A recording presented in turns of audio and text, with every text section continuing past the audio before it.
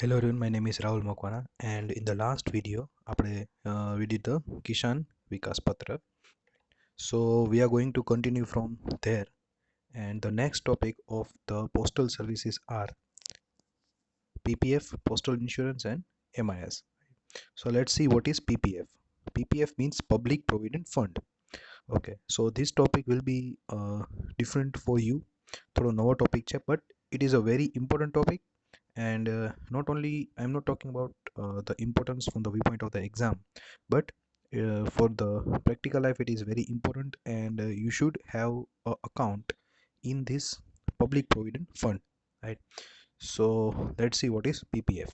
Okay, any individual can open an account. So PPF account છે કોઈ પણ person છે open કરાવી શકે છે.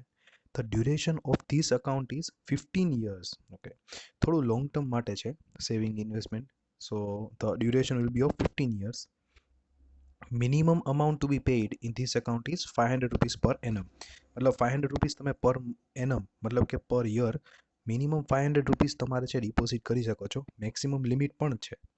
Here it is not mentioned કે maximum limit સુધી જ amount છે એ તમે રાખી શકો છો, બટ 1,50,000 સુધીની મેક્સિમમ લિમિટ છે, એનાથી વધારે તમે ઇન્વેસ્ટ નથી કરી શકતા. So minimum limit is 500 rupees per year and maximum limit is 1,50,000. 15 years માટેનું અકાઉન્ટ છે. તો 5 years, see, after 15 years under the prevailing rules, the duration of this account can be extended by 5 years every time. So 15 years અગર આપ તમારા complete થઈ ગયા અને પછી પણ તમને એવી જ ઈચ્છા છે કે હજી મારે આ અકાઉન્ટની અંદર આ સ્કીમની અંદર હજી મારે ઇન્વેસ્ટમેન્ટ છે કન્ટિન્યુ રાખવું છે, સો ઇન ધેટ કેસ તમે હજી 5 years માટે એક્સટેન્શન લઈ શકો છો. એવરી 5 years તમારે એક્સટેન્શન છે તે લઈ શકો છો, રાઈટ? સો એવું નથી કે 15 years એ મેક્સિમમ લિમિટ છે ઇન્વેસ્ટમેન્ટ માટેની. 15 years તો મિનિમમ લિમિટ છે કે 15 years મિનિમમ તમારે ઇન્વેસ્ટમેન્ટ રાખવાનું છે.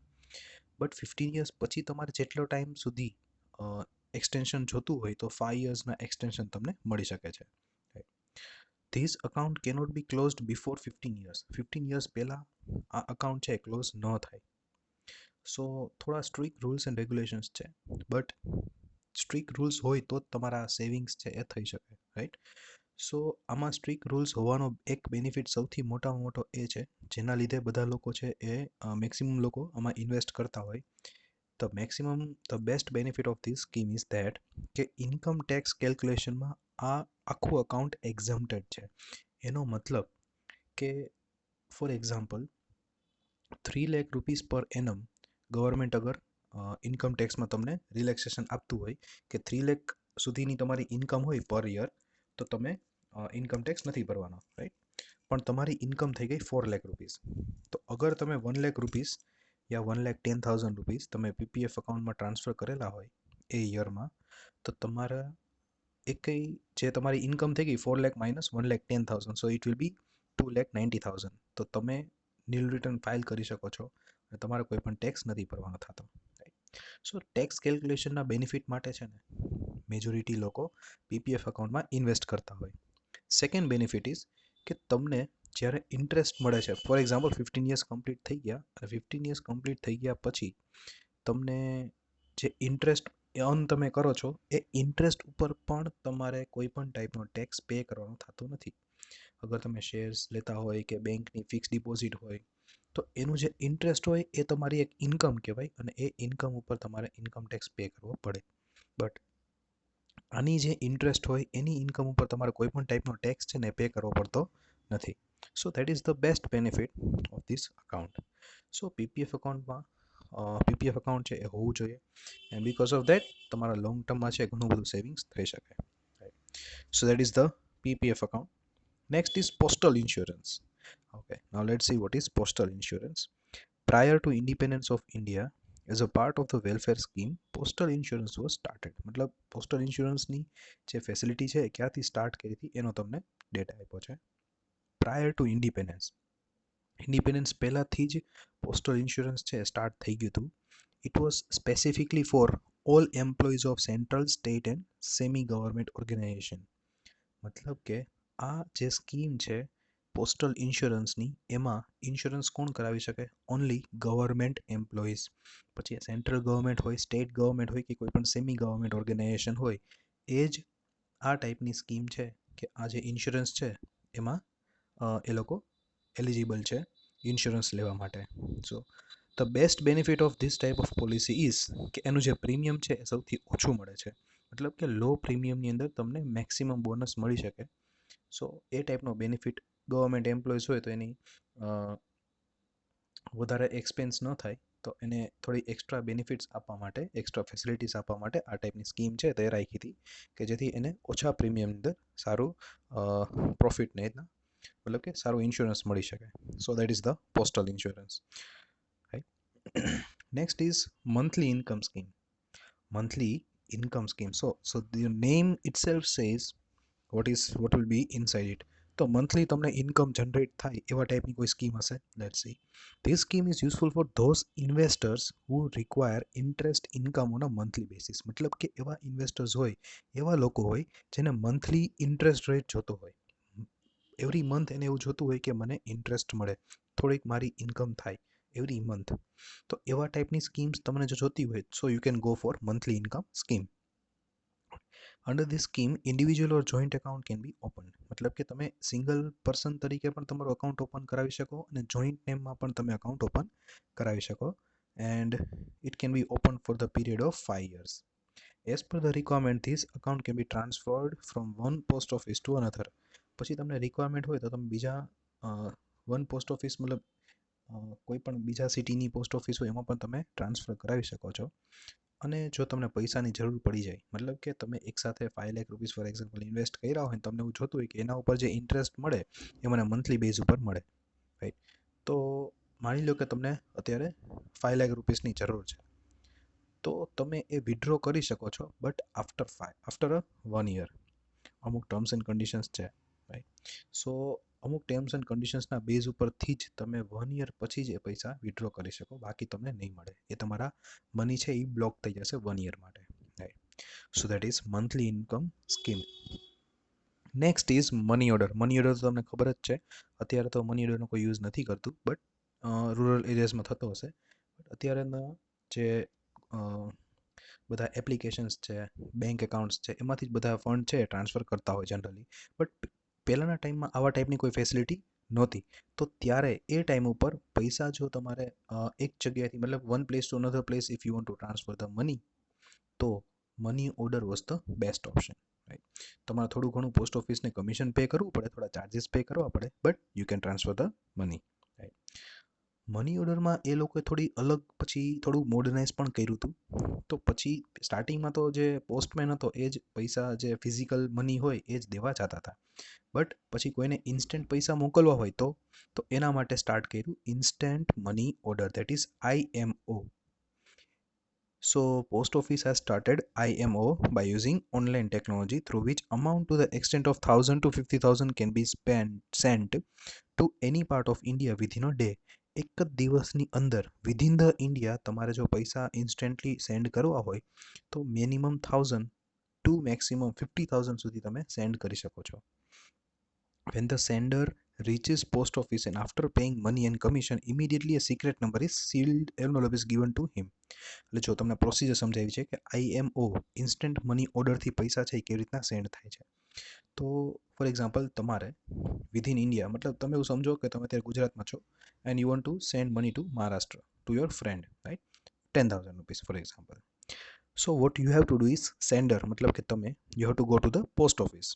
પછી તમારે 10,000 રૂપીસ આપવાના પ્લસ જે કમિશન થતું હોય ફોર એક્ઝામ્પલ 100 રૂપીસ કે 200 rupees whatever the commission is, તમારે એ બંને મની એમને પે કરવાના. તમે જેવું પે કરશો એટલે તમને એક સિક્રેટ નંબર જનરેટ કરીને એન્વલપની અંદર આપશે. જેમ આપણે બેંકમાંથી પાસવર્ડ આવે ને એવી જ રીતના તમને એન્વલપની અંદર એક સિક્રેટ નંબર આવશે. નાઉ what you have to do is the sender gives the secret number to the receiver. તમારે એ જે સિક્રેટ નંબર છે એ તમારા રિસીવરને કહી દેવાનો કે this is the secret number. પછી એ રિસીવર છે એ સિક્રેટ નંબરને ત્યાંની જે પોસ્ટ ઓફિસ છે ત્યાં જઈને એને કહેશે કે this is the secret number અને અમારો ફોટો ID છે. સો એ બેને એનું કન્ફર્મેશન કરશે કે રિસીવર સાચો જ છે કે નહીં. તો સિક્રેટ નંબર તમે રિસીવરને કીધો હોય તો એને જ ખબર હોય, સો એ ટેલી થઈ જશે કે the same person is there જેને પૈસા મોકલવાના હતા.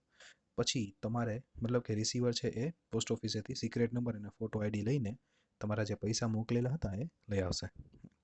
So this is the instant money order. તો એક જ દિવસની અંદર આ જે ફેસિલિટી છે એમાં વિધિન અ ડે ઓનલી તમારા જે મની છે એ તમારા જે પર્સનને મોકલવાના હોય એને પહોંચી જશે. That is the benefit of IMO.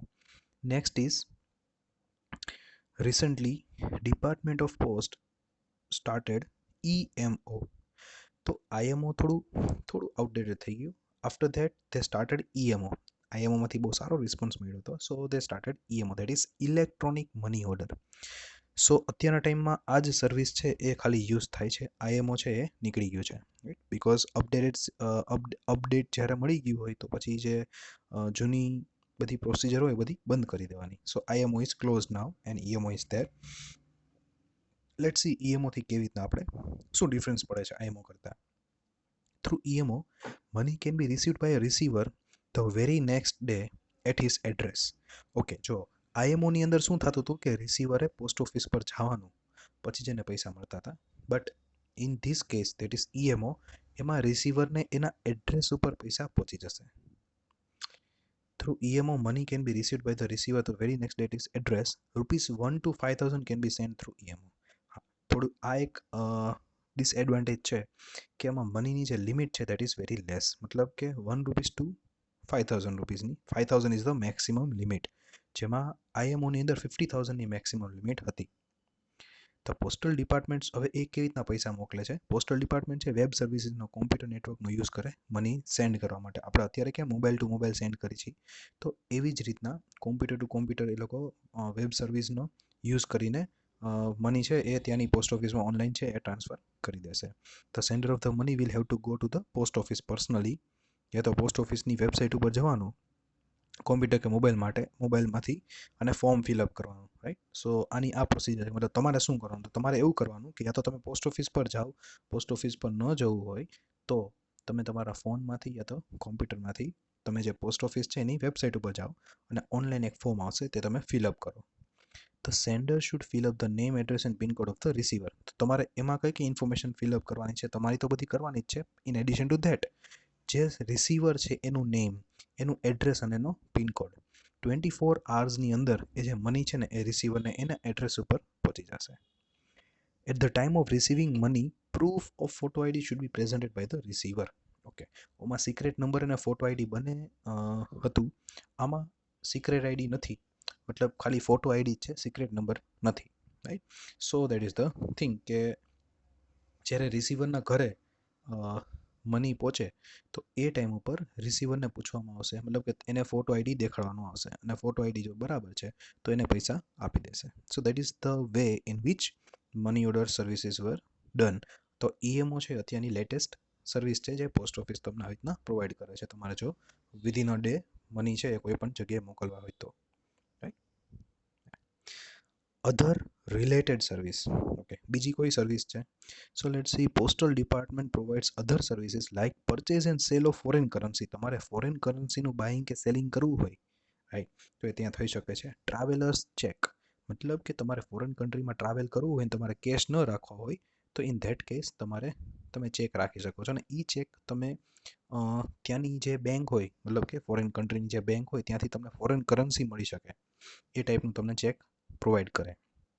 Debit card જોતું હોય તમને ફોરેન કરન્સીનો તો એ તમને મળી જાય, ફોરેન કરન્સીનો ડ્રાફ્ટ મળી જાય. ઇન શોર્ટ, ઇન્ટરનેશનલી તમે ટ્રાવેલ કરતા હોય એના રિલેટેડ તમને પૈસાની જ્યારે જે કાંઈ ટાઈપની હેલ્પ કે સર્વિસ જોતી હોય તો એ બધી તમને પોસ્ટ ઓફિસમાંથી મળી જશે. તેન મ્યુચ્યુઅલ ફંડની સર્વિસીસ મળી જાય. ગવર્મેન્ટની કોઈ પણ સ્કીમ્સ હોય તો એ પોસ્ટ ઓફિસને કોન્ટેક્ટ કરશે, એના થ્રુ આપણે ગવર્મેન્ટની કોઈ પણ સર્વિસ હોય એ મળી જાય. ગવર્મેન્ટ કોઈ પણ સબસિડી આપવાના હોય તો એ જનરલી પોસ્ટ ઓફિસને હવે તો બેંક થ્રુ કરે છે, બટ પહેલાં પોસ્ટ ઓફિસ થ્રુ કરતી હતી. બેન્કિંગ સર્વિસીસ હોય કોઈ પણ, યા તો પેન્શન જમા કરવાનું હોય તો રેલવે ટિકિટ બુકિંગ કરવાનું, આ બધી વસ્તુ પહેલાં પોસ્ટ ઓફિસમાંથી જ થતી હતી. So that's was the thing કે જનરલી ગવર્મેન્ટનું એવું કહી શકાય કે ગવર્મેન્ટનો લેફ્ટ હેન્ડ, રાઇટ હેન્ડ કહી શકો તમે, ગવર્મેન્ટનો right hand was the post office. So each and every transaction, each and every type of work was done by the post office, right? Okay. Now the next two type of services are there, right? Go down service and transportation service. So let's see how much topic is there. It's very more, so okay, we will do in the next video, right? Thank you for listening. Have a nice day.